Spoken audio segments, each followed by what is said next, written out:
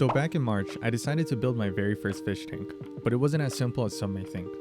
I've always loved nature, I've built vivariums, I've played with plants, I knew I had just enough creativity to make something cool. However, this was different. I started this project because of my dad who had just passed away. Overwhelmed with emotions, I didn't find any of my normal coping mechanisms to ease my mind, so I found something peaceful to focus on. With no real plan, no fancy setup, and a heart half empty, I did what you do when a tank runs low. I started filling it back up. I've learned to trust the process when building these kinds of setups. It never starts out pretty. In fact, it usually looks like a complete disaster. Substrate everywhere, plants falling over, water cloudy as ever. But then, something clicks. Little by little, it starts to take shape, and eventually you hit a moment where you can step back and think, I think this kind of looks good now. After waiting about 2 weeks for the tank to complete its cycle, it was finally time to add the fish.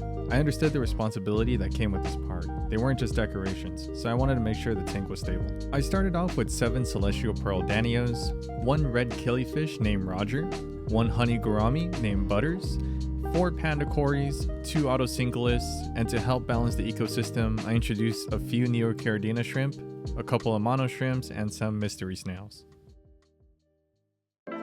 Here's how the tank looked after 1 month. The plants had taken off. I decided to upgrade the lighting and introduce CO2, and that changed everything. The Monte Carlo started carpeting, the Rotala turned this deep, vibrant red, and even the moss was thriving. Everything just looked so healthy. The fish were active, the water was crystal clear, and it felt like the tank was finally in balance. And that's pretty much the journey so far. From a pile of rocks and plants to this little underwater world of life. It's been wild, peaceful, chaotic, and honestly kind of beautiful. This tank was made in honor of my dad. A way for me to keep going, to create something that felt like him. His hard work, his creativity, and the joy he brought to the people around him. I hope some of that lives here, in this glass box of nature. If you've made it this far, I just want to say thank you so much for watching and letting me share this with you. Whether you're here for the fish, the plants, or just need a chill video to vibe to, I hope you found something meaningful in it too. Until next time, stay grounded, stay curious, and hug your people when you can. Peace.